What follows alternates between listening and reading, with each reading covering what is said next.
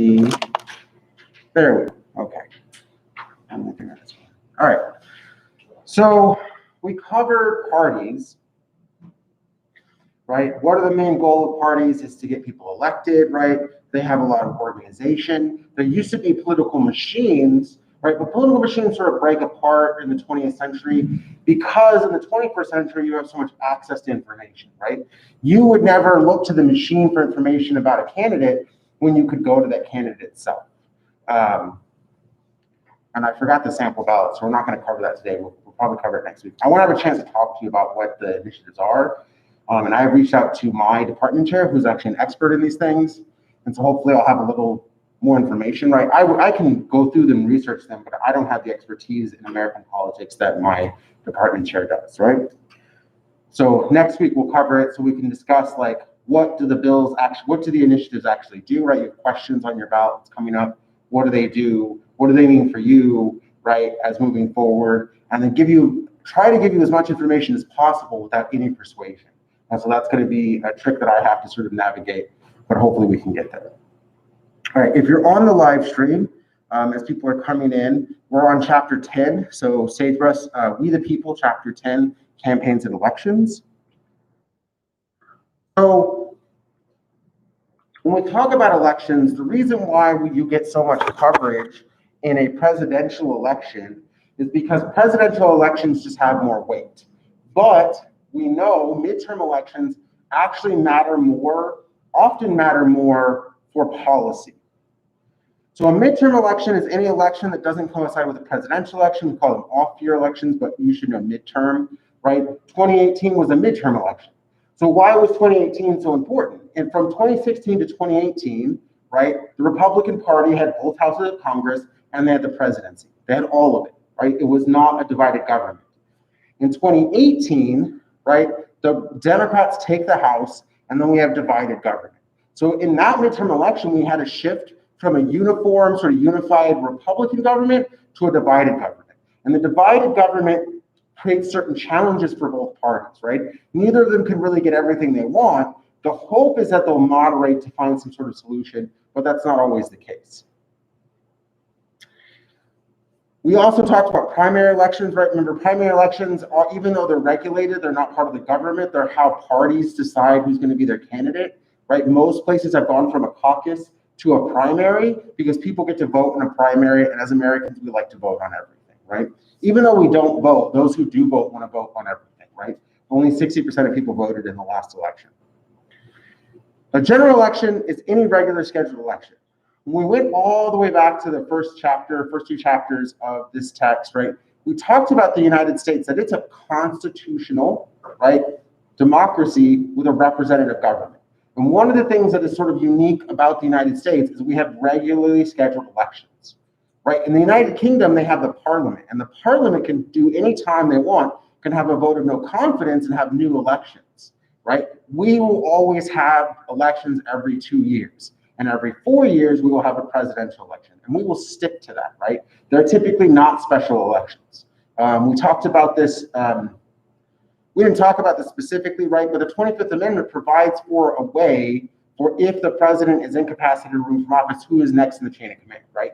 It goes the president and then the vice president, right? That's the order in which it occurs, right? And then it keeps moving down until it follows that chain of command, right? That's why, right, you hear about what happens if the president gets sick, right? That's not really a crisis for us because we already have a procedure in place, right? Mike Pence would become president if the president was incapacitated, right? And it looks like we're already moving past that, right? He got some excellent medical treatment, right? The president is seemingly doing better, right? It's hard to tell, right? Because we don't have complete access to the information about his medical records, but, right, he has a right to privacy, right? But at the same time, it looks like we've passed that sort of crisis moment. But even if it had transitioned, there is an amendment that provides clear practice for what happens next, right? So we don't really have special elections that often. Sometimes we'll have special elections, but usually it has to be some unusual circumstance. Like a individual steps down early on in their term, right? If someone steps down, if a senator steps down in the first year of a 6-year term, then typically you have a special election. But those are very, very rare. We always have elections in even numbered years, right? There's just, if you only have 2 years in the House, right? 4 years as president and 6 years as senator, you're always going to end up landing on even numbered terms. That's just a natural progression of what happened, because when we started, it was an even numbered year, right? That's not something specific. That's just a nature of the elections themselves. All right.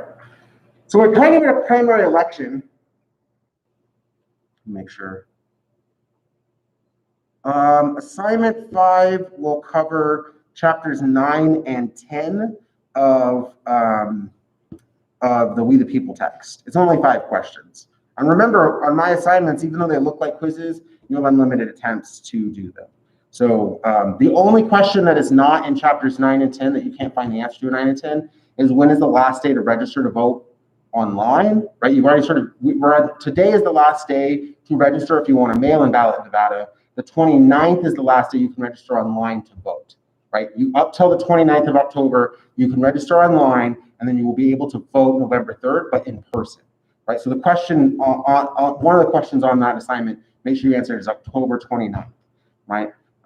The other answers don't really make sense anyways. One of them's Halloween, the other one's after the election, and the other one's election day, right? We don't have same day registration in Nevada. So hopefully that answered your question. Okay.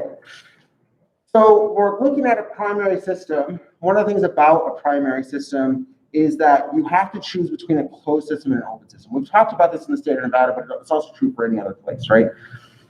A closed primary, only those who are enrolled, right, prior, some period prior are there, right? So when you register to vote, you register as a Republican or a Democrat or some other party, right?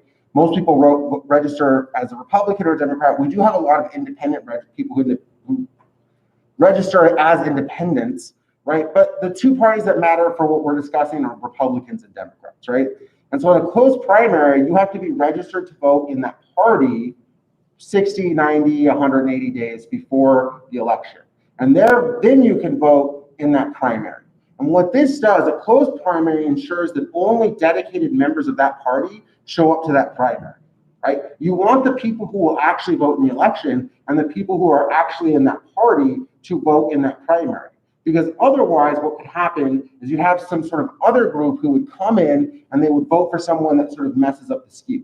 Now, what we have seen, because we have closed primaries in a lot of states, is when you have a safe seat, when you have a seat that's safely Republican, right, that it's mostly Republican voters, right? Mitch McConnell is going to win. He's at a very safe seat, right? We already know he's going to win this election, and I would be very surprised, right, if that didn't hold true. But because he is in a safe seat, in a closed primary, he's not worried about the Democratic challenger as much, right?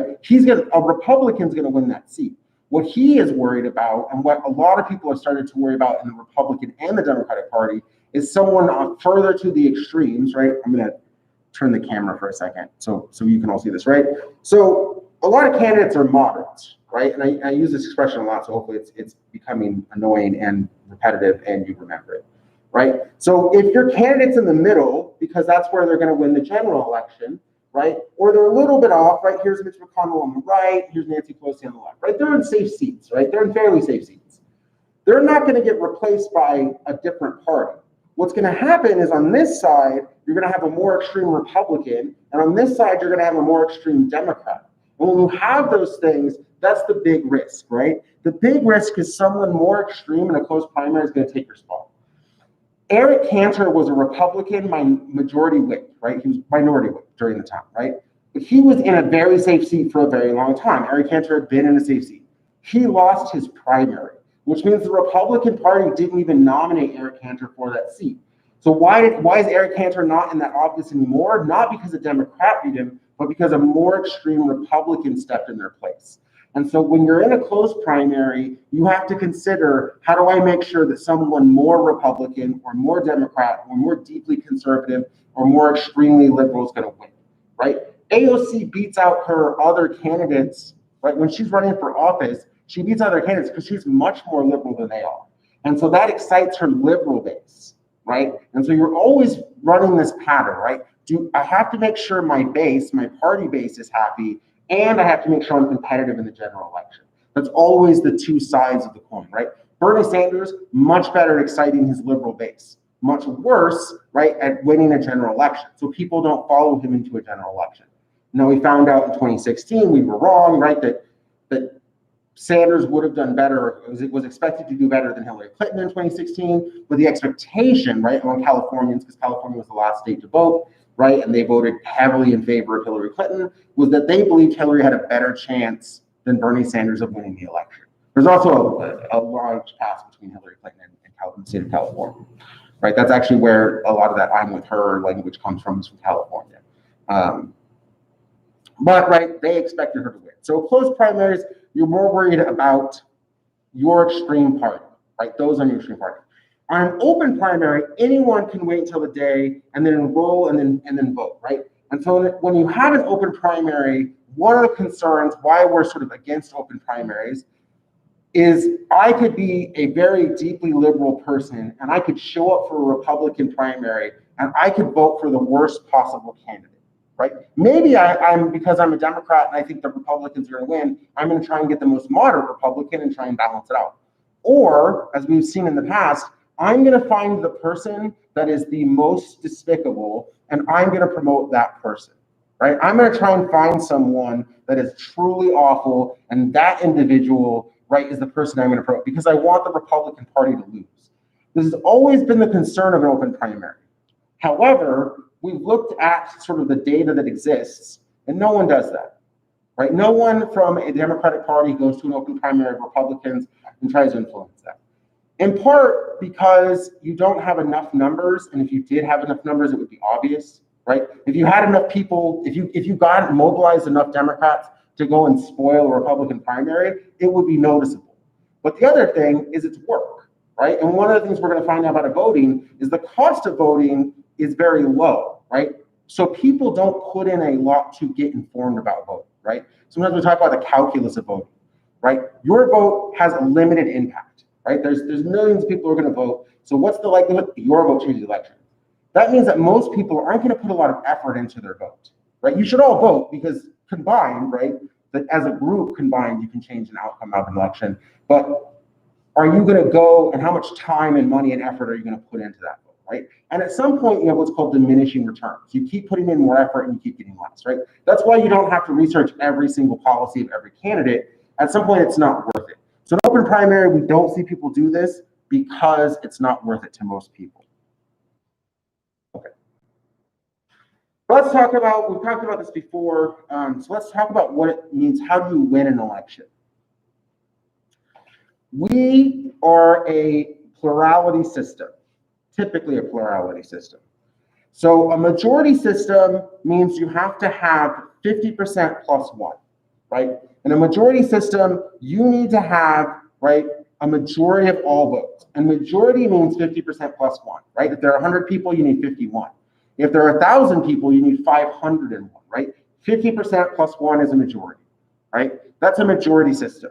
Now, because we're a two-party system, it often looks like we're a majority system, but we're actually a plurality system.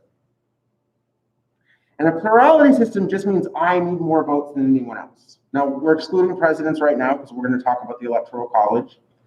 But in a plurality system, if there were 5 candidates and you get the most votes of those 5 and you have 21% of the vote, you still win, right? Because you had the most votes. And we're going to see this in a few places where the person who wins does not have 50% plus one of the votes, right? A plurality just means you got the most, right? Now, when you have a majority system, right, you see this in the mayor of Oakland and a few other places. If you have a majority system and you have multiple candidates running, what you'll often add is a runoff election. So the way that a runoff works is you have an election and say there are 5 candidates and no candidate gets 50%, over 50% of the vote, right? No one gets over 50% of the vote. What you do in a runoff is you eliminate all but the top 2 candidates and then you vote again.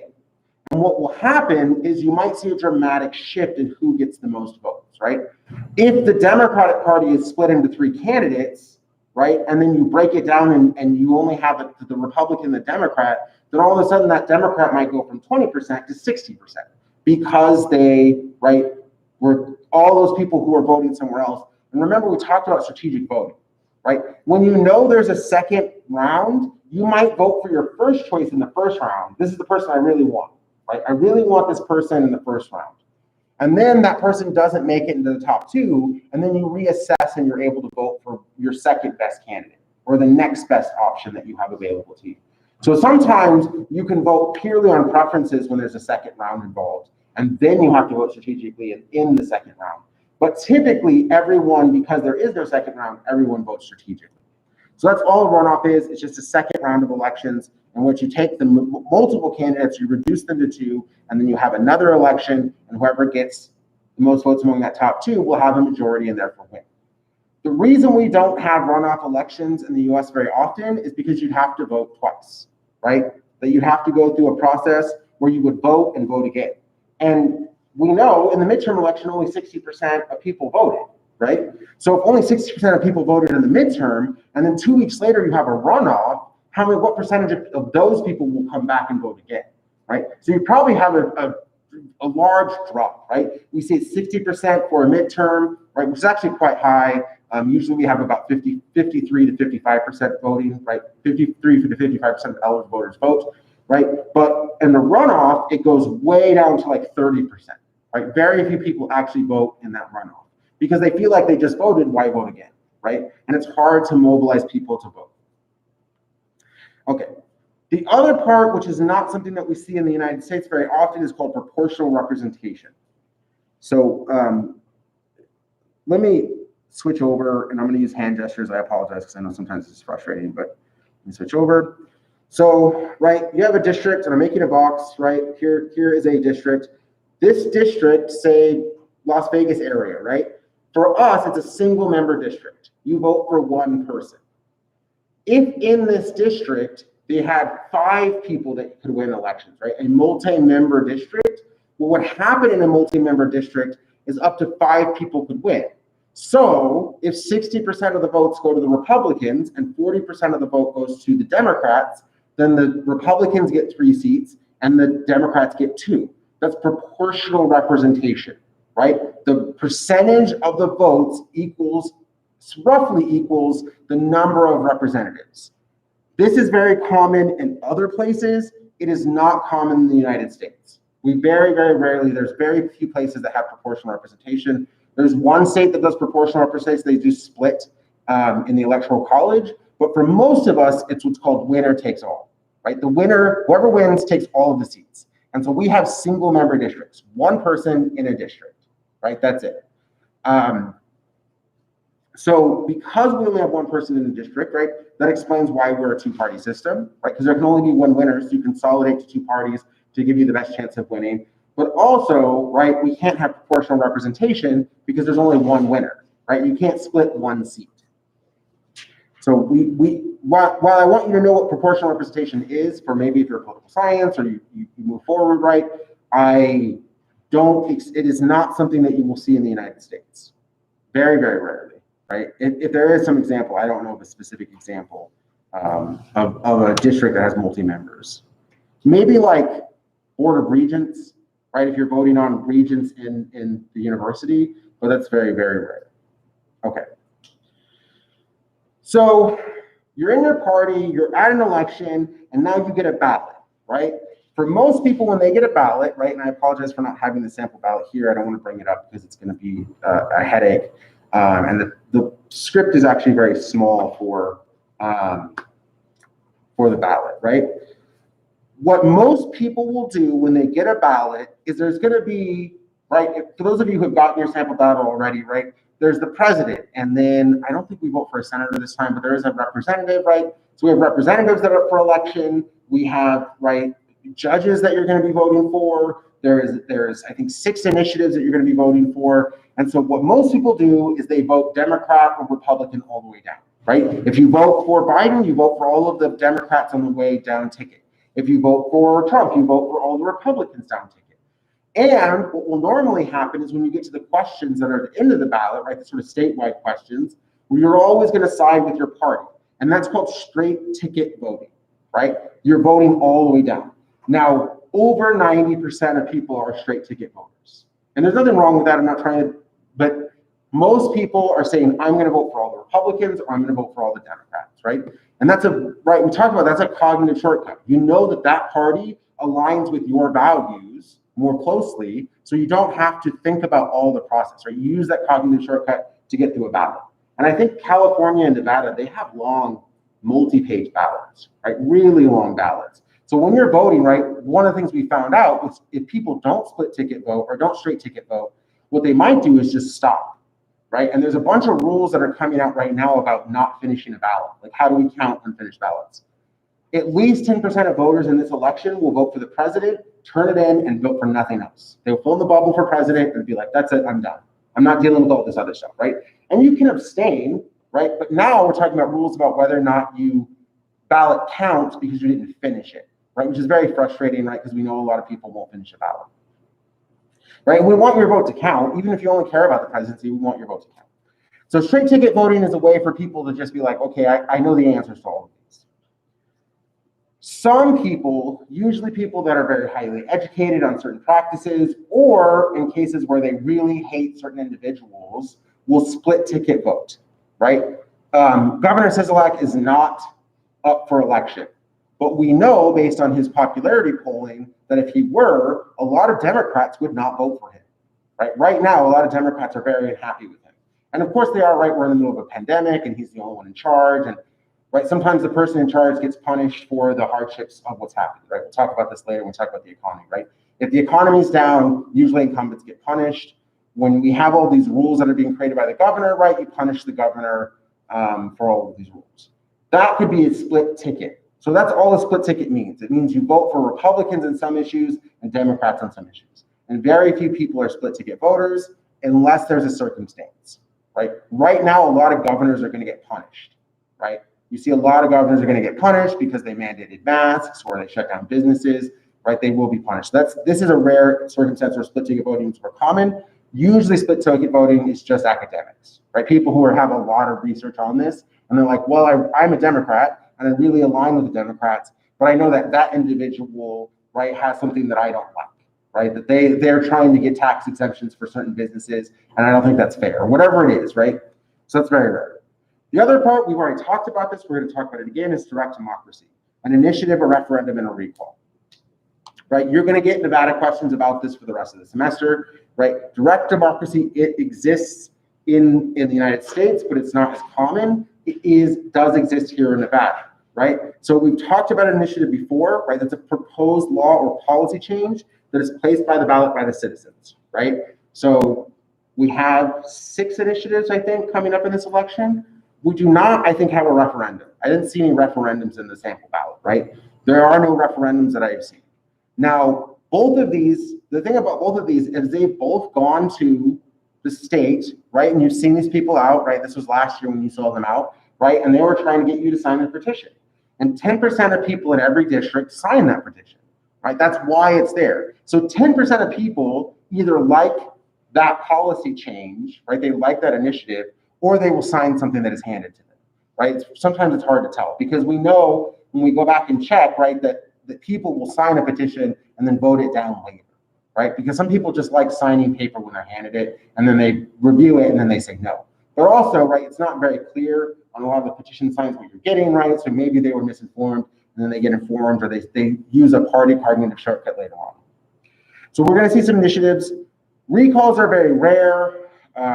There is no push right now for a recall of Governor Sisolak. I think, right, while there's tension between him and businesses, which we should expect during a pandemic, right, there's no argument that he's doing something inappropriate, right? They don't like what he's doing, but it's not malfeasance. It's just bad planning, right? That they would argue, right, if someone was against what the governor is doing, they would say, no, you need to reopen businesses. It's bad for our economy, right? He would make a health argument.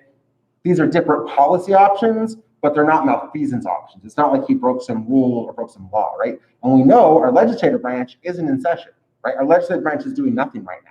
Our legislative branch in Nevada is shut down.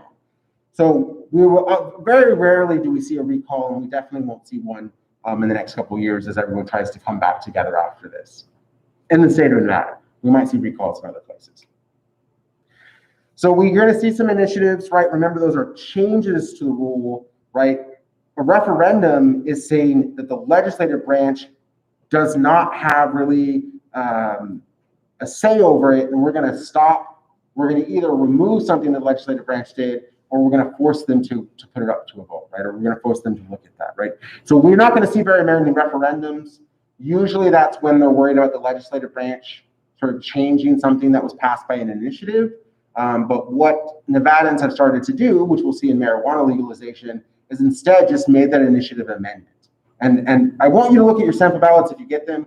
Almost all of them now look like amendments. They say amend the Constitution, right? The initiatives are amendments, which means if they're amended, the legislative branch can't do a lot about it, right? And the courts can't take up that issue, right? It removes the courts. That's one of the weird things about Nevada is you just amend your Constitution, and then it's not a constitutional issue for the courts to review because you've amended that document, right? So initiatives have a lot of power in that amendment process. Right.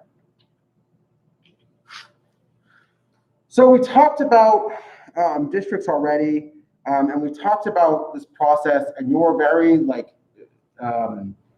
you're either very lucky or very much in trouble when it comes to this current census, right? We know Nevada's been growing. Specifically, Nevada's been growing in Las Vegas, right? The Las Vegas area has been growing very rapidly, right? I only moved here in 2016, right? But there's a new highway that exists, right? There is a lot of infrastructure that is growing, right? And we keep expanding further and further away from the new strip, right? So if you look at the difference between 2010 was the last census, and then we're doing a census this year, we're going to see dramatic population growth. And what we will likely see is Nevada will end up with more representatives after this, right? I think we had 4 after the 2010 census. We're expected to have maybe 6 or 7, right? So a dramatic increase in the number of representatives. But there are only so many representatives, right? That we don't make more representatives. It's you take from someone else, right? So a lot of small states are only going to have 1 representative, and Nevada's going to grow. California might grow, it might shrink. We're still sort of looking at the census data. But what's going to happen is you're going to take the state of Nevada, and you're going to say the state of Nevada deserves, based on population, a certain number of representatives, right? Let's say it goes to 6. Well, now we have to take a state that was divided into 4 districts, and we have to divide it into 6 districts. And those districts have to represent the population. So you're going to have very, very small districts, right, around the Las Vegas area, right? Because it's supposed to be the same amount of people in every district. So the Las Vegas area is going to have very small districts, and then in the northern state, you're going to have these really big districts, right? The sort of northeastern corner of Nevada is going to be a really, really big district because there aren't as many people there, right? And all the districts have the same amount of people. So you have a census. It's going to change, right? The next part is called apportionment. So we say how many representatives do you get? That's apportionment, this is all just a natural process. So I say, okay, instead of 4, you're going to get 6. That's apportionment. And now you're going to redraw the lines. That's redistricting. Redistricting is based, okay, they all have the same amount of population. So how do we redraw these districts to make sure that they have right the same population? So I'm gonna talk about gerrymandering for a second, and I'm gonna use hand gestures just so the live crowd can follow what I'm doing, right? Because I can talk to you guys. So you have a district, right? And hopefully you guys can see this, right? I'm just making a square. The simplest thing I can do. So this is the state, right? And instead of being cut in 4, it's cut in 6, right? And so when we're talking about, right, and let me do it this way so it's a little bit easier to see, right? So instead of cutting it 4, right, straight down the middle and then straight across, that would be the simplest way, right? But we can't do that because of population, right? And I'll do it. I'm not very good at hand signals, but let's say that, right, Las Vegas is down here, right, in the southeast, right? And because Las Vegas is here, right, the districts here have to be smaller because they have to carve out the right population. But, right, I'm going to stop doing that because it's not working. But what we're going to see is every district, right, if you have a Republican-controlled legislative branch, every district's going to try and carve out a little bit of Las Vegas. We do the same thing in Austin and Texas. If you're a Republican-controlled legislative branch and you want to make sure you stay a Republican-controlled legislative branch, you're going to engage in gerrymandering. And the way that gerrymandering works is that you're going to try and carve out Democrats from every district in such a way that the districts have 53% Republican, right? So every district's going to try and absorb as many Republicans as Democrats as they can. The other option is to take all the Democrats you can, right? Especially if you look at like North Las Vegas or right, that area is deeply, deeply Democratic. And I'm just going to pack all the Democrats I can into one district. And what I'm going to do is I'm going to give you that one district, but I'm going to take the other 5 as Republican, right? Those are the 2 options for gerrymandering, right?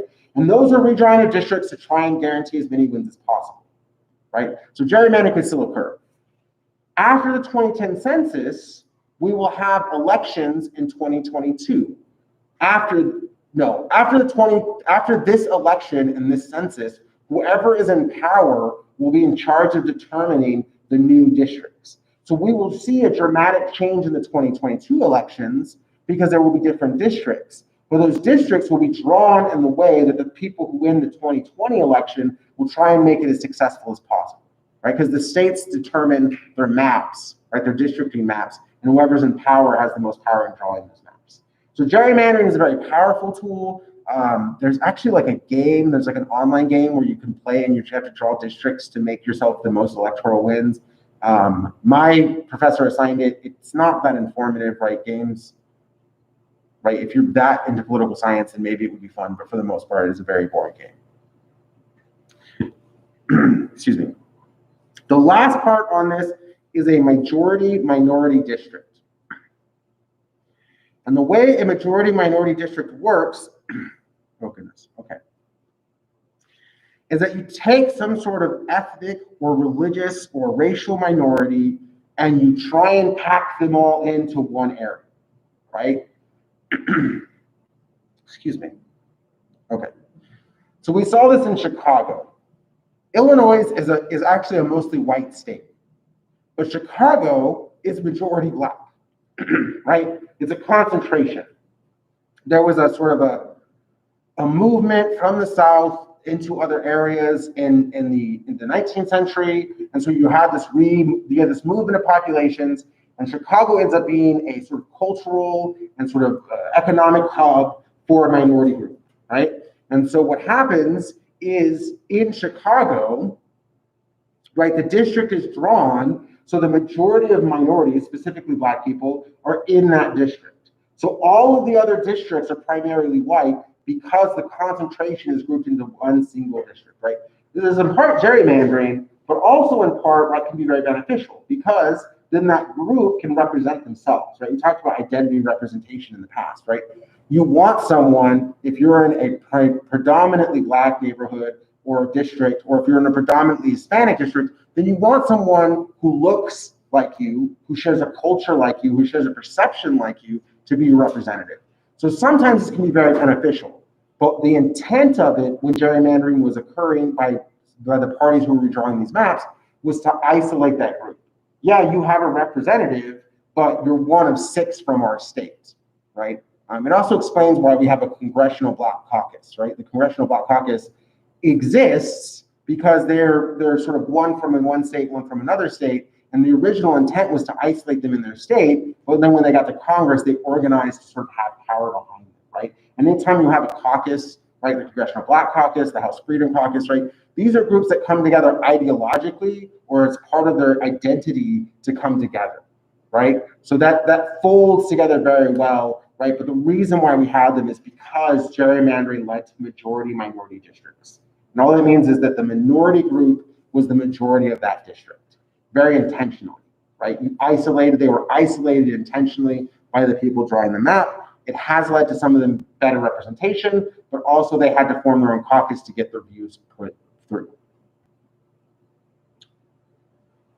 Okay, so now let's get into presidential elections. And some of this, right, I know it's getting repetitive, but hopefully that hammers it in to make it clear, right? I told you at the beginning of the semester, it's a management style 3 times. If it's on the test, I should say it 3 times, right?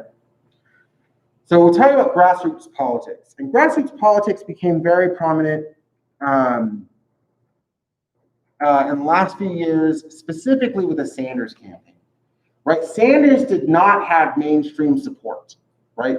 When in the 2015 and 2016, when you had the primaries, Sanders did not have the support of the mainstream, right?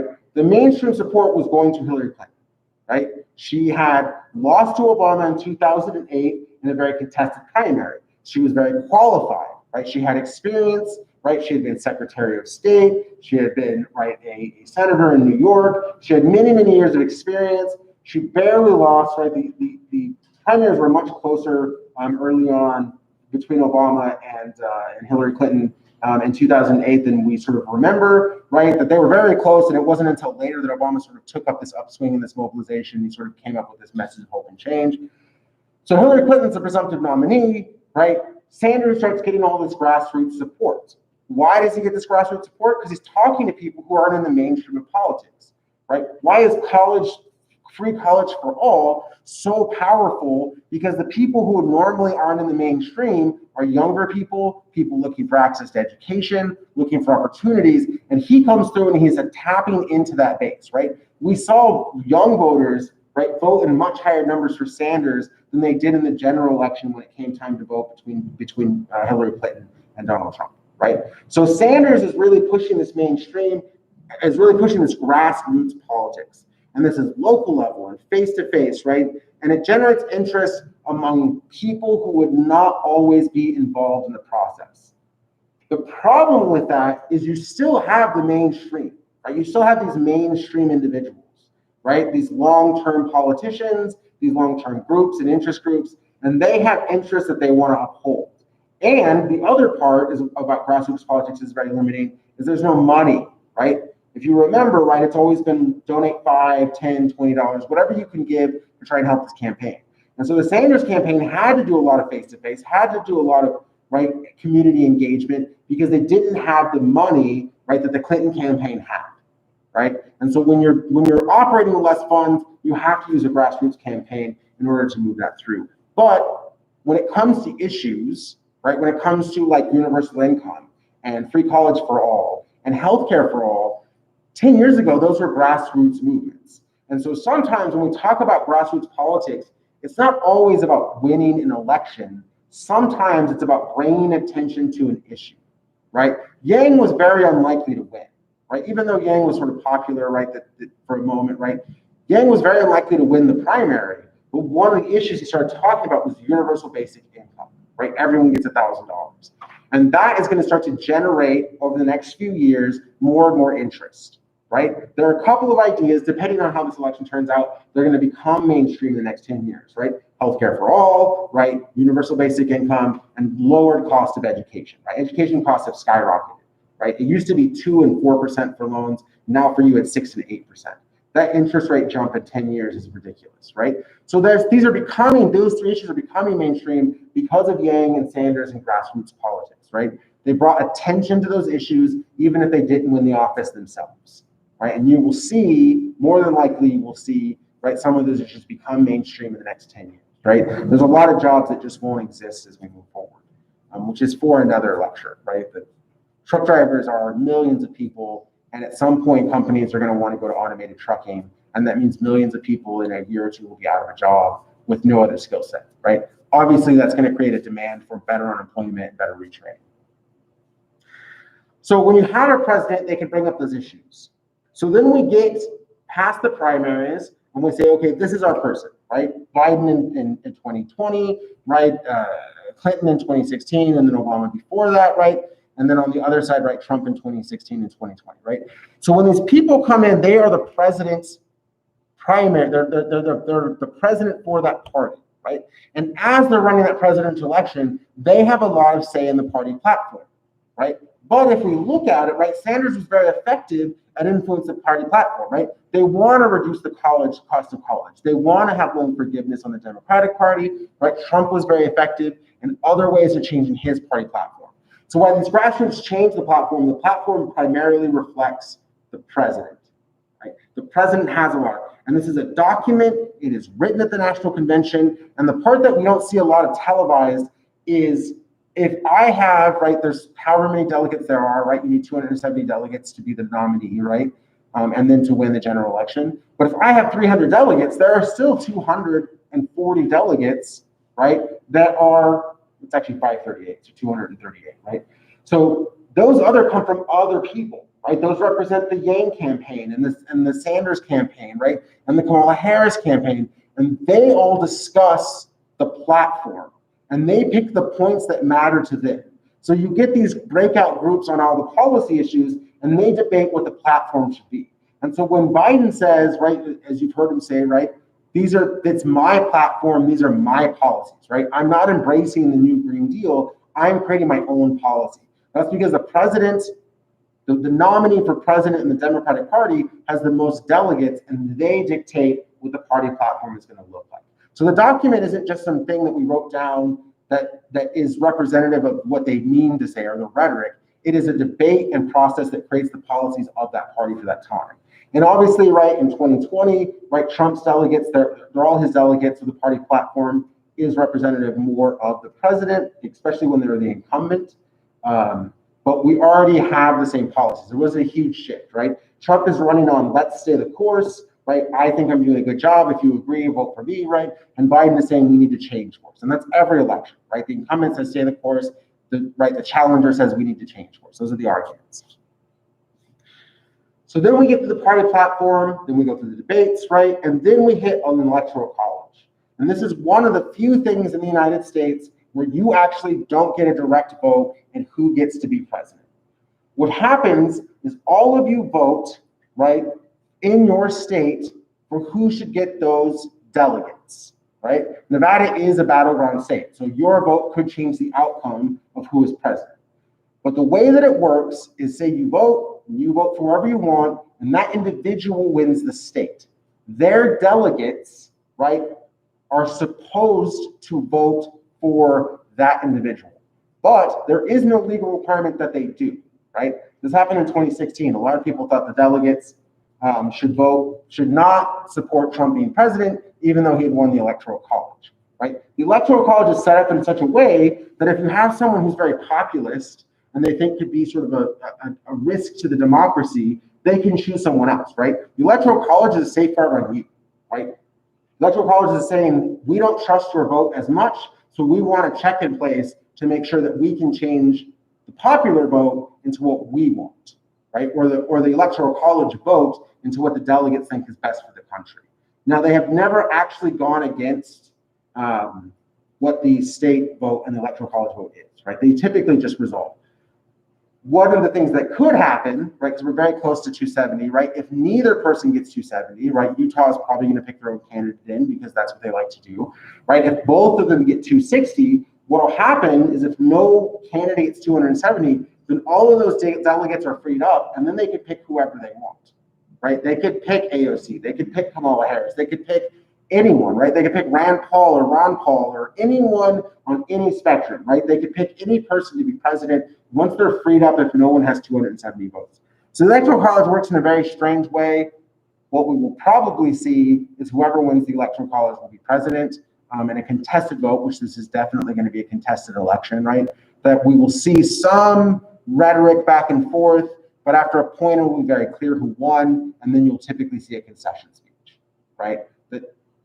We saw in 2000, there was a lot of rhetoric about who should be president, and then eventually it was very clear to Al Gore that while he won the popular vote, he did not win the Electoral College, and then he conceded, right, to President Bush as the courts were trying to figure something out, right? They eventually came to a consensus. And so we do expect the same thing to happen this year. And we have a lot of rules in place for this, so it's not going to be a crisis as much as people think it's going to be a crisis. All right. So we've talked about most of these terms. The first part is a campaign, right? The campaign is just an effort, right? You're just trying to win donors, activists, and voters, right? Remember, all campaigns need money. And money is often a reflection of how much support you have, right? In this last quarter, Biden raised more money than the Trump campaign, right? That is a bad sign for the Trump campaign, because if they're losing in how much support they're getting financially, how much does that reflect the support they have in the voters, right? So sometimes funding is a clear indicator of how much support, all right, and how fervent is that support, right? There's a lot of support for Biden financially. Does that mean there's support in the voters, or does that mean certain individuals are donating to him, but they don't represent a lot of votes, right? Sometimes it's a good indicator, but it's not always the best indicator. The president is obviously the incumbent, right? They hold the position. They are running for re-election. Incumbents typically win, right? This is one of the things that if you had today Trump running against Trump running against Biden, right? Biden would be more likely to win if neither of them were in office. But because Trump is in office, a lot of people vote for the president out of deference, right, or out of respect, right? So you have a lot of people vote for the incumbent just because they are the incumbent. So this race is much tighter and more competitive because of that. There's good and bad involved with that, right? Obviously, you want competitive races so people get involved and they understand the issues. But also, right, if you feel that one side winning would be doomsday, right, then that's going to change your opinion, right? And either of those things could be true, right? Both sides right now are arguing that if their candidate doesn't win, then things are going to go horribly wrong, right? Both campaigns are saying what you're doing right now will ruin the country, right? So we have this high level of rhetoric, which means that the campaigns need as much support as possible if one of them is going to win, right? And the incumbent has a lot of support, right? Because they think he's doing a good job, right? And that if Biden comes in, he'll derail the good work that Trump has been doing. That's the argument that they have, right? I don't represent either party. I don't even care how you vote, just vote. Right? A delegate we talked about is different from a trustee, right? Most representatives in Congress are delegates, and presidents are typically delegates of their people. And a delegate is someone who votes according to the preferences of his constituency, right? Why does Trump behave the way that he behaves? Because he is doing the things that his voters want him to do, right? He is a delegate, right? Very few presidents have been trustees. FDR was a trustee. He did what he thought was best, regardless of the preferences of the voters, right? He was also president for 4 terms, right? So obviously what he was doing was working, right, for him, right? But he was a trustee. Most presidents are delegates. What did the people who voted for me, what do they want, right? Why does he always trying to get rid of the Affordable Care Act? Because that was a big thing that he said he would do as president. And that's what his constituents want the president to do, right? If Biden is elected, he will have to do something about education. He will have to have some education reform or loan forgiveness or something, because that's what his voters demand when they voted for him, right? So a delegate is just someone who responds to that demand and those preferences from their voters. The opposite is a trustee. Trustee thinks, I know what's best. I don't have to listen to exactly what you're saying because I can still get your support when your life is better. Like Clinton did this a little bit. Clinton in economics, he would do what he thought would be better off for the public, right? Even if that's not what the public wanted, right? He loosened credit in his second term. He loosened credit card controls. Why do credit cards have so much language, and why can they have high percentages? Because he knew for growth, for economic growth, people need to be able to continue spending, and so he let people get more credit cards. He let student credit cards be a little looser, and so from '96 to 2000. Right, the economy was a little better because he was doing that as a trustee, right? But the Financial Services Bureau, right, the Consumer Services Bureau, right, Consumer Services and Safety Bureau, Consumer Safety Bureau, they knew, right, that was going to be damaging to young people in the long run, right? So he acted as a trustee, not as a delegate. Most people act as a delegate. All right. So there's a very specific process for becoming for a presidential campaign. And the first step is the formation of an exploratory committee. An exploratory committee is where you spend money and you hire a bunch of people. You probably spend $100,000 and you hire a bunch of people, and they go out into the public and they survey people, and they just sort of ask if they know your name, right? Do you, right? When Biden did this as well, even though he knew the answer to it, right? But Kamala Harris did this, right? That Cory Booker did this, right? Mayor Pete did this, right? That do enough people know my name, and would they respond well enough to me and my policies that I have a chance of running for president, right? So you spend a lot of money just to see if people would want you to be president. And so anyone who you see in these primaries has done an exploratory committee, and they said there's something there that you could maybe win, right? Like take the chance, right? So first you see, does anyone even want me to be president, right? If I did this, I would get no support. No one knows my name, right? I would not have that opportunity. So I'd say, okay, I'm not running for president. Most of the people, right? Kamala Harris makes her name in the Senate hearings that she's done in the last few years, right? Mayor Pete, he's very popular where he's from, right? He's a sort of moderate, but he's also, right, very representative. He's new, right? He has good ideas, right? He's also, right, gay, and he served in the military. So he gets the military credit and he gets the representation credit. And so that helps him do better in the Democratic Party, right? So all of them, right, are in this position that they can maybe win. The next thing they need is $100 million, at least, right? They need lots and lots and lots of money, right? We will probably see well in excess of $1 billion spent on this election. In a time of economic crisis, we'll probably still $1 billion spent on this election, right? And not just on the president sort of overall, but $1 billion will be spent on elections this year. So you need a lot of money. So the next thing you do is I need to get as much money as possible. So I'm going to reach out to everyone who's aligned with my party.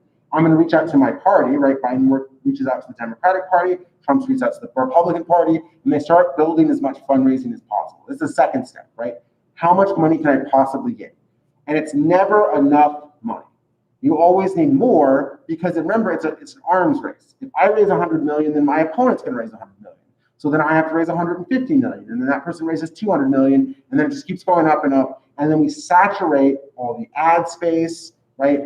As we get closer, because Nevada is a battleground state, if you watch anything that has commercials, they will become 90% political ads very quickly, right? So much so, right, that other companies know not to advertise. They will just pull their advertising, right? A lot of beer companies, a lot of junk food companies, you stop seeing Snickers commercials, they just stop in November, right? Late October or November, right?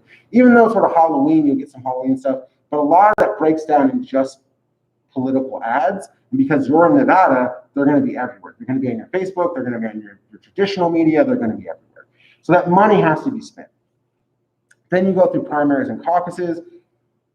Since 2016, you have been witness to the most contentious, sort of chaotic, cartoonish primaries in maybe the last 100 years, right? That there's 16 people on the stage, that they make outlandish claims, that the governor of Texas said he had 3 things and then he forgot his 3rd thing, right? That these are very normal occurrences today, that you get all of this mixed into your news cycle. You have a 24-hour news cycle. So primaries and caucuses, they're no longer these private, super organized things. They're chaos. And I think you're going to see that more often if you were willing to endure the presidential debate, right? Obviously, the entire process has become very chaotic, right? So I don't want you to worry as much about primaries and how they function, just whether or not they're closed or open, right? Everything else about a caucus and a primary, won't focus too much on it. I'm only going to ask you maybe 1 or 2 questions in the rest of the semester about caucuses, because the word caucus means a bunch of different things, right? You can have a caucus to determine who the candidate is, but you also have the Congressional Black Caucus and the House Freedom Caucus. The word itself is overused, so you probably won't see any questions about that. Then you have the convention. The convention is very important, in part because of the party platform. Obviously, the party platform is important because then it gives us a written document of all the policies. The other reason why a convention is very important is because what we saw in 2016 was Ted Cruz said, vote your conscience, right? All of the other people, if you're in a primary system, as people lose, right, they back another horse. And when you get to the convention, all of the people who were in the primary who used to be opposing them, like Kamala Harris used to very strongly oppose Biden, right? They fought in their primaries. But once it was clear that Biden was the nominee, Kamala Harris came in support, right? The same thing with Trump, right? Jeff Sessions and Ted Cruz, right? And all of this, Marco Rubio, they all come in support of Trump, right? First, they were attacking the candidate because in a primary, you're fighting. But then once it comes down to who the nominee is, you want to align with your party. And normally what would happen is the people who are at a high level, right? The last few people who sort of fell out of the primary, who aren't the nominee but have a lot of support, they're supposed to come out and support the candidate. They're supposed to come out and say, make sure you vote for my candidate, right? And Ted Cruz said, vote your conscience, right? And it sounds like he was just saying, oh, vote your conscience, that seems, but it was a slam against President Trump, right? Then candidate Trump, right? Because he didn't say vote for Trump, he said vote your conscience, and he had always argued that your conscience doesn't align with the way that he behaves, right? So by doing that, Ted Cruz had violated part of a convention. You did not see this, right? Sanders tried to get people to rally behind Hillary Clinton. He really tried, but of course there was some contention there, right? There was a belief that Sanders the campaign had been stolen from Sanders, right? That Sanders voters would not commit to Hillary Clinton. But the same thing happened, But in a convention, what's supposed to happen, what we have seen in the past until 2016, was that everyone would rally behind their candidate and everyone would become a cheerleader for that individual, right? Very, very strongly. Hillary Clinton in 2008 became one of the strongest, right, cheerleaders and promoters of Barack Obama after the convention, right? She came out during the convention and said, Obama's the future. This is the person you need to vote for. Very, very clear terms. And then her entire family, right, former President Bill Clinton, her daughter Chelsea Clinton, and herself, they went out and stomped for Obama, right? That's the normal standard, right? That's the normal standard. The same thing with Romney when he became the candidate. The whole party gets behind you. And since 2016, that has not been true. But that's one of the big things about a convention. It's a clear alignment and it's a public voice, right? It's a unified voice to say, this is our person. We're all behind this person. And you need that for a successful campaign, right? That's why it was so contested in 2016, was because neither party really aligned under their candidate, right? They were still fractured. The next part is the general election campaign. And what happens is in a primary, and I'm going to use the same gesture so you all can see. In a primary, right, this is the middle, right? This is moderate. In a primary, all the candidates move out.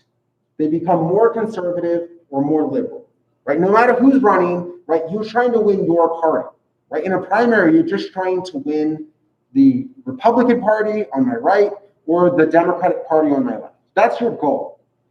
Once you have won your party, right, now that we just have Biden and Trump, right, then what you normally see is what's called a pivot, a general election pivot. And what you do is the nominees come back in. They come back into center, right? Typically, you pivot towards the moderates. Biden did this, right? Biden was part of this argument that we need liberal policies, that we need movement, right, to get better college, right, funding, to decrease tuition, to get loan forgiveness, right? That college should be cheaper for everyone. But now that he is the nominee, he's moving away from the new Green Deal, right? Some of the things about the new Green Deal he's moving away from because he's trying to win a general election. And in a general election, you're not just trying to get your base to vote for you, you're trying to pull in all the independents, all the centrists, all the moderates who might go either way, and the undecided voters, right? 80% of voters, they've already decided, right? They're already in their camps, right? You're a Republican partisan or you're a Democratic partisan. There's this tiny sliver of voters who up to the day of the election can be influenced, right? So when you see all these ads, most of you will get annoyed at how many ads you see, right? Most of you have already decided, so they're annoyed, right? But they're not talking to you, right? They're not trying to convince you to vote one way or the other, especially right young people, right? It's very hard for Republicans to talk to you. They're not trying to reach you. They're trying to reach that one person in 10 that still is sort of swayable. And they're going to keep spending money to make sure they get more ads in front of that individual to convince that individual that they should go to one part or the other. So you have to have a pivot in a general election because you're trying to pick them up. Now, in the past, Trump did not pivot, but now it seems like where we thought the center was here, the center might actually be a little more to the right? More people in the United States are sort of pro-life than they were in the past. More people in the United States are more about fiscal conservativeness than in the past. And now being fiscally conservative, saying we need to do better for our economy, means opening up our economy, right? And so you have seen the Republican Party say, no, we need to get back to work.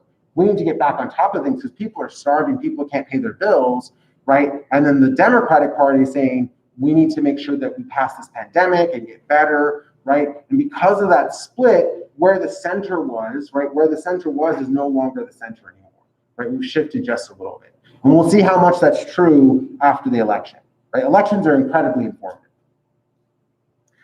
After the election, we're going to have the Electoral College, right? Some states, we already know the outcome, right? California is going to go to Biden. New York is going to go to Biden, right? Florida's probably going to go to Trump, right? He spends a lot of time there. He spends a lot of money there, right? But also, Florida used to be very competitive, and now it's a little more red. But now Nevada is competitive, right? And Pennsylvania is competitive, and right, that some of these places that Biden's from are more competitive. So in an electoral college, it's not about winning the general election, right? It's not winning the most votes, right? Because we know that Hillary Clinton won the popular vote, but is not president, right? So now it's about winning states. And some of the states you already know. The entire West Coast is going to go to Biden. It is a waste of time for the Trump campaign to try and get votes in the West Coast. Washington, Oregon, and California, they're not going to vote in favor. Arizona, maybe, but we'll see, right? Arizona is typically very, very Republican, but Trump was very critical of John McCain. And John McCain is one of Arizona's favorite sons, right? So will that damage Trump's ability to win that state? So in electoral college, your logic changes. You're trying to do something different. Because the electoral college will be decided between November 3rd and probably into the new year, it's not until January, right? Why do we have an inauguration in January for a new president? Why don't we just have it the day of the election? Because we've always had to wait for results, right? It's only in today's modern age we think we should have the results on November 3rd. No. Think about elections in 1890, in 1910. They didn't know right away. You had to mail those things. There was maybe a wire, but it took time to find out who was president, right? It took time. So we have a process legally already in place, and then we'll have an inauguration of the new president. From the time that the new president is elected, right, to the inauguration, the other person is still in office. And there used to be a precedent, what we call a lame duck term, right, where you're still president, but you're being replaced very shortly. And the public just spoke, right, that you could try and get things done in that time. And that's one of the things that, yes, we're going to have an election on November 3rd, but even if Biden wins, right, and the Senate is overtaken by Democrats, between November 3rd and January, the Republicans are still in power because they haven't yet returned. So more than likely, even if it takes them until December, they can still get the new Supreme Court justice in, right? Because they're not out of office yet, right? And so new inaugurations will shift that. So we probably won't see any dramatic changes. I can't really speak to the election because it may not be clear, right?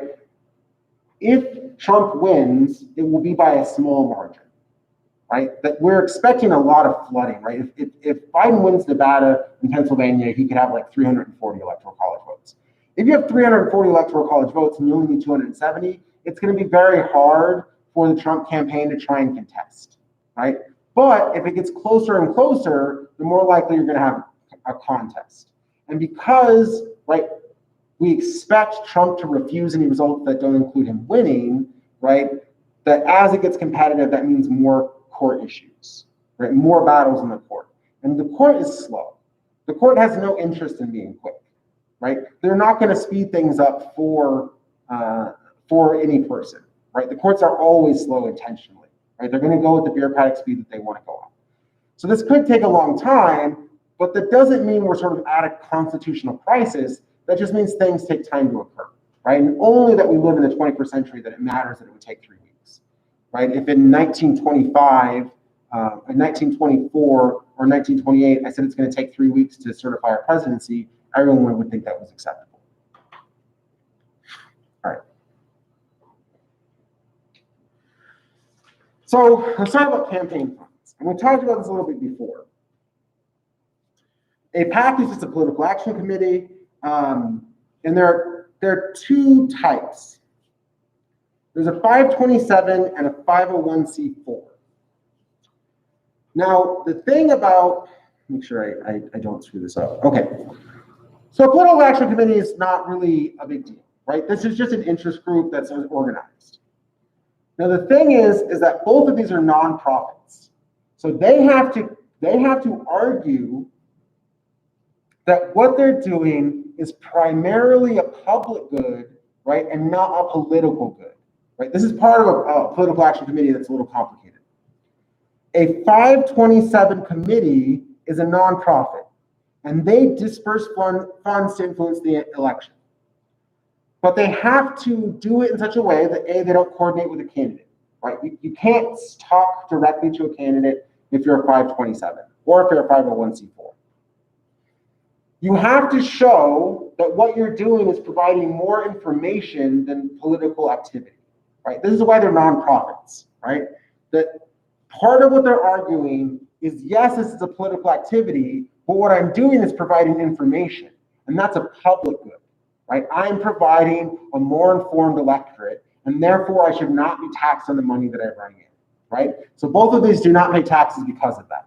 And they often have to prove that their nonprofit aspect is at least 51% of their activity more than their political activity, right? So it's a very difficult line to walk, unless, right, usually these people have very good attorneys, and those individuals find loopholes to sort of exploit, right? So PACs are a little problematic. A 527 is a little problematic because it's non-tax money that you're spending on a campaign. We don't care about that as much because of what a 501c4 does. A 501c4 is not that different from a 527, except it doesn't have to disclose its donors. And this is where we get into a lot of concern, right? I can donate $10 million to a 501c4, and I don't have to tell anyone that I gave that money to that 501c4. I can just say it's a charitable donation, right? So I give $10 million as a political activity. I claim it as a charity, right, because I gave to a nonprofit, and then that nonprofit never has to tell anyone that I gave it to. So when you see a 501c4 in action, you don't know where the money came from. And when you don't know where the money came from, it creates a lot of problems, especially today, right? Today, in 2016, 2020, is the first time where we had to actually really consider if Russians or the Chinese are influencing our elections. And I'm not saying they are, right? We know that the Russians tried. We know that they have special training, right? Russian schools have always had some sort of propaganda department. So it's not new for Russian education to include something that's specifically targeted against other countries, right? We have this too, but it's usually CIA, FBI.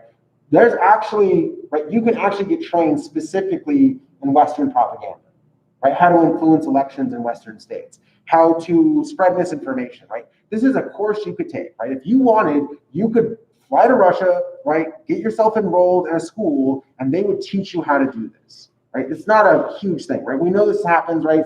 All states use propaganda against each other. It's not really even that immoral, right? Your state, you're using whatever tools you can to get what you want, right? Right? It's not morality, it's that you're trying to do what's best for their state, right? We're trying to do what's best for our state. What we have found is in 2016 and 2020, right, the Chinese government and the Russian government have become very, very sophisticated in their attacks, right? They've gotten very good at this, right? About getting the information that they want or about influencing the information. In 2016, more than 50% of Black Lives Matter posts were actually Russian propaganda, right? This is where we start to see why is it so sophisticated? Why does this matter? Why do we care about 501c4s? We can't track the money. We don't know where the money is coming from. And now we don't know where the information is coming from, right? Is it valid information, right? And this is why the founder of Facebook was in front of Senate hearings. How do you check the validity of the information? How do you make sure that they're not passing misinformation as advertising space, right? How do you make sure that it's not someone from Russia intentionally trying to change the outcome of the elections, right? And we know, right, even though the Russian government has disputed this, right, we know now through intelligence committees that the Russian government intentionally tried to influence the election in 2016 and will more than likely try to influence the election in 2020, right? That's something they're going to try and do. Right, without speaking of morality, the Russians want the president that they want, right? They want one president over the other. And every country wants this, right? If you're from Moldova or from Armenia, you want Trump as president because you think he's going to support you more than other presidents, right? There's a belief, right, in Macedonia and Albania and Armenia that Trump is a better president for them, right? So they would try and influence that as well, right? The problem for a 501c4 is because they don't disclose donors, we don't know where that money is coming from. We don't know where that information comes from.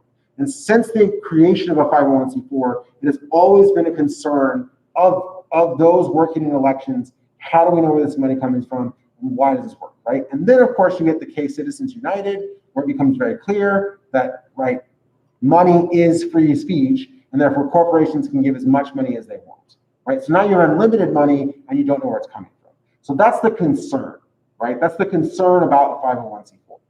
Now, obviously, if you're a very wealthy person or if you're a corporate interest, these work very well for you. They're very effective because you don't have to say it's Philip Morris. Philip Morris makes tobacco products. You don't have to say it's Philip Morris funding is, right? You can hide that, and that limits that damage to that influence, right? If you tell a young person, yeah, here's a new study, it was founded by a tobacco company, the young person will reject that study because of the lack of smoking in that community, right? So you want to hide that as much as possible. So it's very efficient for a wealthy interest. It's not efficient if you are trying to get more information. All right, so PACs themselves are very complicated, but we still have some rules, right? So you have individual donors, individual limits on donors. So you as a person can only give so much. We talked about this. The other parts about funding is that if you get 5% of the vote, if you get 5% of the vote in enough states, in all the states, right, or a total of 5% of the vote, this is what the Libertarian candidate wanted in 2016. They wanted 5% of the vote. If you get 5% of the vote in any election, right, then you're eligible for public funding. And this is only presidential candidates. And it's matching funding, but your total campaign can only spend $48 million. Now, what did I say earlier, right? You need way more than that to win a presidential campaign. So the Libertarian Party is trying to get public matched funds so that they can raise more awareness, so they can try to be more competitive in the future, right? The Libertarian Party is trying to build itself for the future so that it can eventually get enough support to try and win the presidency. Every president in the last 50 years has said, I don't want public funds, because if you take the public funds, you can only spend $48 million. Instead, right, they have refused the public funding so they could spend $400 million or $500 million, right? So you don't need this. If they're willing to match $24 million, but you can only spend 48, you'd much rather get hundreds of millions and spend that on the campaign. So every president who has won in the past 50 years has opted out of public funding. The other part is the candidates themselves can fund them. A court case in 76, right? They said you can spend your own money for your campaign. Trump spent millions of his own dollars on his campaign, or his foundation spent money on his campaign, right? There are some, right? The Trump Foundation is his money that he put into a charitable foundation, and then it spent money on his campaign. It essentially is his dollars. There's a bunch of rules that are involved with that. We have seen a lot of candidates spend their own money, but typically more so Republicans. Republicans, if you have someone who's a very wealthy business owner, they're more likely to align with the Republican Party. And so when they win, they typically have more money to spend on their own campaigns. Whereas Democratic candidates typically are more public service, they have more government service, right? They're typically more involved, right? They've been former senators or representatives or governors, right? They have a lot of public service, and therefore they typically have less money, right? It shouldn't be a surprise to you if you work in public service, you make much less than if you're in private business, right? That's why when we talk about Congress, there's a sort of revolving door. I'll serve one term in the House, and then I won't run for re-election, and then I'll work as a lobbyist to make good money, and then I'll come back in as a House representative. So I have that influence structure going, so I can make money as a lobbyist, but also influence the law. And so you'll see a lot of people rotating in and out of being in the House, because it's every 2 years, right? Obviously, it doesn't work for the senators or the presidency. Okay. So now you know how everything's funded. You know how the ballots work. You know the presidency and how that works. And so let's talk about voter choice. We know partisan loyalty, right? That's why do we have straight ticket voting so much? Partisan loyalty. Most of you would identify as one party or another, right? Most of you would say, right, we're in Nevada, so you might say you're a libertarian, but if I pressed you, you'd probably be a Democrat or Republican, right? And you'd have some partisan loyalty. If you're going to vote for Trump, you're going to vote for other Republicans, and if you're going to vote for Biden, you're going to vote for other Democrats, right? The correlation between Susie Lee and Biden is going to be very, very high, right? If you vote for Biden, you're going to vote for Susie Lee. If you vote for Susie Lee, you're going to vote for Biden. Probably 90% of voters will stick to them, right? Same thing is true for Trump and Republicans. I just don't remember the name of the Republican that's being that's in. Against Susie. Yeah. Sorry, what was that? The candidate that you put the name, Dan Republican. Dan Rodimer, yes. Yeah, so Dan Rhode is running that. I don't want to do a disservice to any one party. So, right, I am neutral, and I also don't care how you vote. The only reason you wouldn't be a partisan loyalist, right? The only reason you wouldn't stick to Republicans or Democrats is if you're an issue voter, right? And there are some issues that are single issues for individuals, right? We've seen a lot of young women are single issue voters. If you're pro-choice, I'm voting for you. If you're pro-life, I'm voting against you, right? We've seen this a lot among women who are under 30. If they're pro-choice, that's how they vote. That's what matters for their voting, right? We have seen in the West Coast, right? We have this sort of East Coast, West Coast divide. If you are Hispanic or Latinx, your issue is immigration, right? That's an issue. So if you had, right, in the 1980s, before the 1980s, in the 1970s, when Reagan was governor of California, he was a Republican governor, but he gave amnesty to the people in the United States, in California. And amnesty means like, you were here undocumented, but I'm going to say, okay, you're either now going to be just included as a citizen, so just show up and I'll provide a way for you to be a citizen if you've been here long enough, or whatever documentation you have where you violated a visa or something like that, all that's forgiven, and just start the process of becoming a citizen. So when Reagan did that as governor of California, he got a lot of support from Hispanic and Latinx individuals because that was their issue, was immigration. And so a Republican can pull in a lot of groups by changing one issue, right? There is one pro-choice Republican that's in office, right? And that individual aligned with his party and said, look, this is an issue that really matters in our community. I am pro-choice, but I'm also a Republican, and he won that election, right? It was finding issues that are able to pull people on that single issue voting. And then economics, almost everyone votes their pocketbook, right? If our economy was doing amazing and everything was great, even if you hated Trump, you might still vote for him. Here's the thing, look how amazing this economy. A lot of people voted for Clinton in '96, and a lot of people hated Clinton. But he was doing such a good job with the economy, they said, well, we should just keep him going because he's doing a great job with this economy, right? Why change horses when this one's doing so well, right? And so you have this process where if the economy is doing very well, why does Trump want states to reopen so badly? Because a better economy is better for the incumbent, right? If we opened all the states, the economy would do much better and Trump would be more likely to win. That's why his argument is so sound for him to reopen states, right? Now, obviously, if we reopened everything and we got rid of masks, we'd also have much more deaths, right? So it's an exchange of things, but most people vote the economy. So as a Republican, he is being damaged by Democratic states and other states who are forcing shutdowns and forcing masks, right? Those things hurt him as president, as a presidential candidate, because they're only voting on one thing. Now, there's also two parts about voting. There's prospective voting and retrospective voting. People who voted for Obama were only prospective voting, right? There wasn't enough information. He was a first-term senator. So you could only prospective vote for Obama in 2008, right? We didn't know, right? We didn't actually have enough information to know exactly what he was doing, right? He ran on hope and change, and he had some policies, right? But it was more about his beliefs, his charisma, right? That is prospective voting. I vote for Trump. I vote for Obama in 2008 because, right? I believe he's going to do a good job. That's not that common, right? One of the things that stands out about the 2008 campaign is that sort of rhetoric that sort of rises, right? That the language of Michelle Obama, right? That when they go low, we go high. That's rhetoric that really sticks, right? There's no policy involved in that, but that rhetoric really sticks, and it elevates that family to where there's a lot of support for them because we believe what they're going to do is going to be a good thing. Same thing with Kennedy, right? Kennedy didn't really have a lot of experience, and he was a Catholic, right? There's a belief that he would follow the Pope, right? But we believed as Americans that Kennedy would do better, right? Those were belief systems, right? The other part is retrospective voting, right?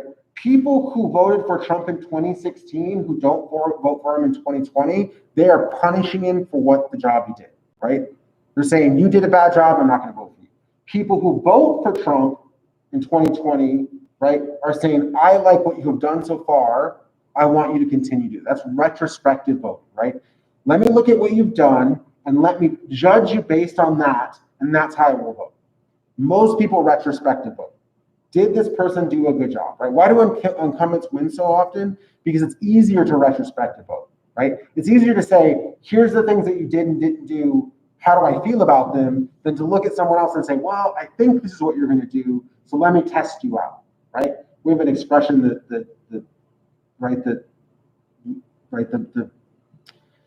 the monster you know, right, versus the monster you don't know, right?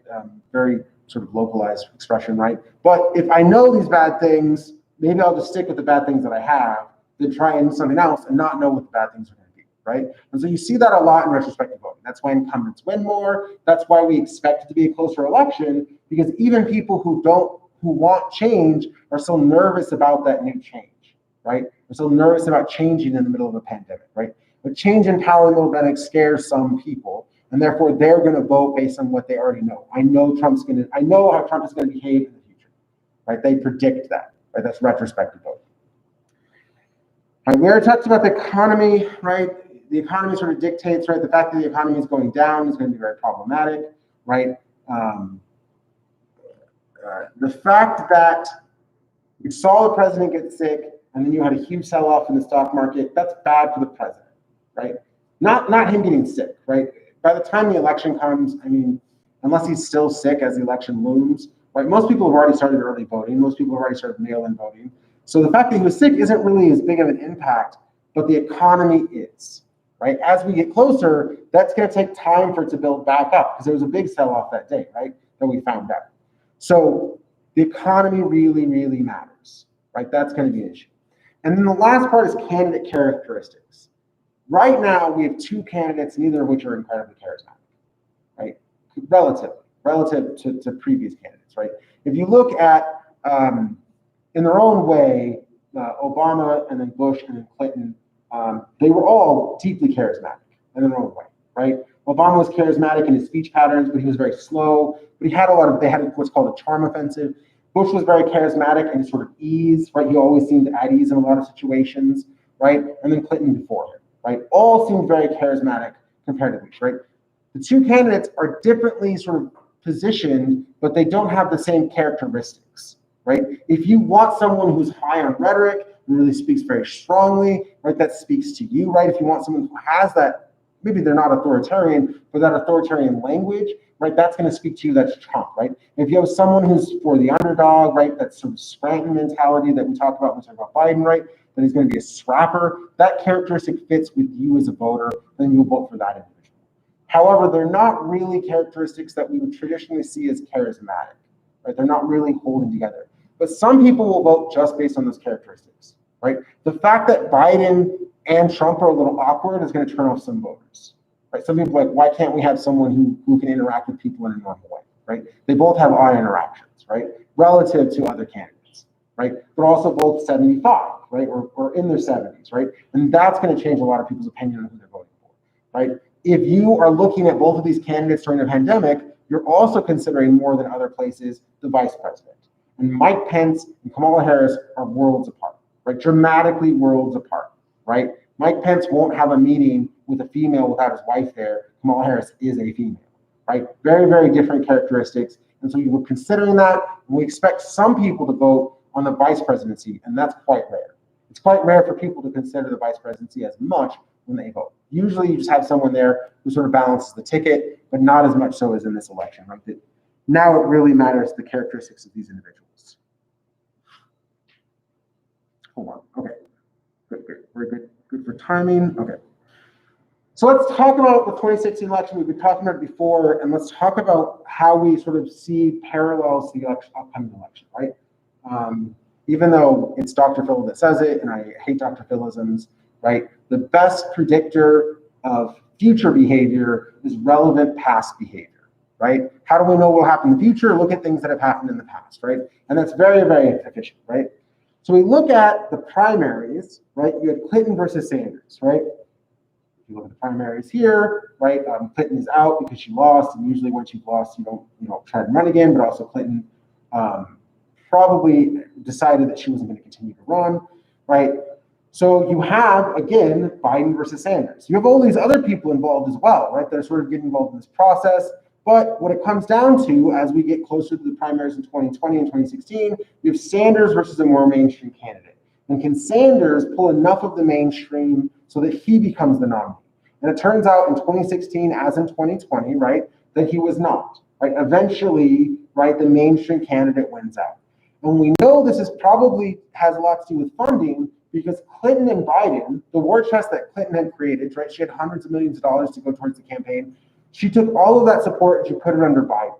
And so Biden had always had the economic advantage when it came to primaries, right, versus Sanders. So Sanders was going to have an uphill battle the entire time. Now, in the Republican primaries, Trump sort of was dealing with the Republican Party, right? Trump was not really part of the Republican Party, but he was running as a Republican nominee. And so all of them attack. They all come in to attack him. And then over time, as they lose, they start to fall under him in support, right? It becomes clear to more and more people. So as you see more and more people lose, right? At the beginning, all of these people are attacking Trump, right? His character, his behavior, and then they fall under him. The same thing is true of 2020, right? You have a lot of Republicans saying some negative things in 2017, in 2018, in 2019. And as you get closer to the election, they start to fall under the presidency, right? Trump becomes the tent that they all fall under, right? So you're seeing a repeat of this process that we saw in 2016, right? And then Jill Stein and Gary Johnson. Jill Stein was the Green Party candidate, Gary Johnson was the Libertarian candidate. Jill Stein did not run in enough states that she could win, right? That's why a lot of people, most of you were probably too young, but a lot of people were like, oh, vote Jill Stein, she could win. No, she couldn't, right? It's electoral college. She couldn't get 270 electoral votes. There was no way for her to win. No one should vote for her, right? There's no way for her to win. It's a wasted vote, right? Gary Johnson was in enough states, but we didn't expect him to win, right? He'd have to win every state he was in. It was very unlikely. Gary Johnson didn't want us to use that rhetoric, but his running mate made it very clear that what they were looking for was 5% of the total vote. Because if they get 5% of the total vote, then they could go to the public option, right? So Gary Johnson had to use the rhetoric of I can be president. His running mate said, look, you want to try and win 5%, but also, right, he was a Republican running on a Libertarian ticket, right? But he was a Republican. He said, if it's close, yeah, you want to vote for the Libertarian, but also you have to decide about voting for the Republican, right? We want the Republican to win, but we also want to get 5%. And so his alignment of goals was a little different. So you didn't see the Libertarian candidate didn't get 5%. They got closer to 2%. So the Libertarian Party sort of takes a hit. The Green Party was sort of a fringe party anyways. Jill Stein had, a lot of non-mainstream ideas, right? She believes in the healing power of crystals. She chained herself to right, in protest to a bulldozer, right? She's a very Green Party candidate, but not aligned with the mainstream, right? So there was no way for those parties. You'll probably see them pop up a little bit, but not as much as they did in 2016. They will take votes from the other parties, right? Green Party votes are votes that did not go to the Democrats. Libertarian votes are votes that did not go to the Republicans. So if you see resurgence, which we won't because it's way too late for them to have a resurgence, but those are sort of out. If you're Green Party or Libertarian, you're going to flood into the parties, the two major parties. So we'll see that happen. We should see both parties get more votes, right? It was like 53 million to 50 million in votes for the parties in last election. And so we'll probably see closer to 55 million votes for both parties, right? With some breakdown in the Electoral College. We have seen a lot of personal attacks. And this is not new, but they are very different. One, because a lot of the things that would normally get more headlines are the things that have already happened, right? The Trump campaign, before Trump was president, they had a lot of personal attacks that no one seemed to care about, right? We remember this with the Billy Bush video, where he speaks very explicitly about touching women without their consent, right? We have, right, a lot of his language. We have the Stormy Daniels, sort of where he pays off someone to not discuss what happened in a hotel room, right? Normally, these scandals would be so damning that that person would step down. So the personal attacks and scandals, right, they don't really work for this presidency, right? They don't work for this campaign. Biden can't speak to those things because Republican voters aren't responding in the way that they normally would, right? If Bush Sr. or Bush Jr. had done, George W. Bush had done the things, he would have resigned, right? So obviously personal attack, scandal, they don't really apply in the same way. Both candidates have been accused by women of inappropriate behavior, right? We have seen them both behave inappropriately, right? Biden is very affectionate with women that he doesn't know, and Trump is sort of very touchy and grabby with everyone, right? You guys are probably too young, right, or don't care, right? But when he went to go see the G8 and other leaders, he shoved the French president aside, President Macron, right, aside so he could be in the front of the picture, right? Both of them have poor habits when engaging with other people.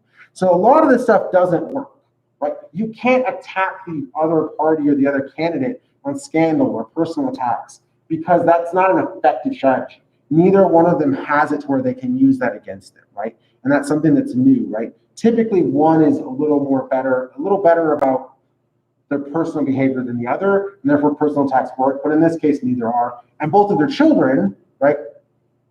Biden's children had a drug problem in the past, right? Trump's children have had scandals of their own, right? They both have scandals. So it's not effective in the way people think, right? Trump in the last debate attacked Biden about his son having a drug problem, thinking that would change people's minds. It won't, right? It's not an effective strategy in this campaign. It would be in the past. And then the last part, the election results, right? We know that the states will come together in odd ways, that we won't have a clarity right away. It's going to take some time to be clear about who won, right? It's going to start to be pretty normal in our society to not know right away. With all the mail-in votes, right? We're not allowed to start counting them until the day of, right? It's going to take time, maybe a week, to have our election results. The other part is that the Democrats are probably going to continually win the popular votes for the next 10 years when it comes to presidential elections, right? When a Democrat loses, they'll probably still win the popular vote because there are so many people in the Democratic states, right? California and New York, and now Nevada if it goes blue, right? There are so many people in those coastal states that are Democratic that they easily outweigh the other states. But because it's electoral college, what you will likely see is whenever a Republican wins in the next 20 years, they will win the electoral college, but they'll lose the popular vote, right? California is extremely heavily Democratic, right? Very high percentage of Democrats in California, but it doesn't change how many electoral votes they get. It's a lot, but they don't get it, right? Whereas a lot of states have just if Pennsylvania goes red, it'll barely go red. It'll be 51% red, right?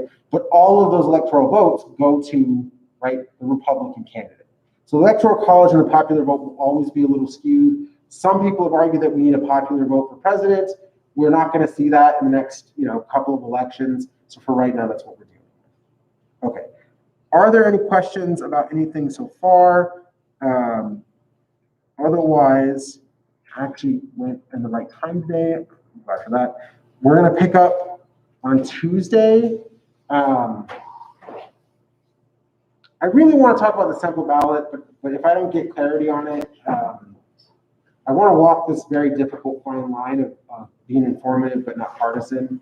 So if I don't care about it, it'll be there. The other thing is when I go over it, I'm not going to test you on it, right? I'm only going to inform you. So if we're going over it, and you're thinking, oh God, how am I going to remember this? This is just information. I will not test you on something that's on this ballot, right? That's just for your information. So if you're trying to figure out how to balance things out, don't feel like you have to memorize that. But if you'd like to know about the initiatives, at some point next week, I will cover them so we can be a little informative about the language that they use. Okay. Everyone have a good day.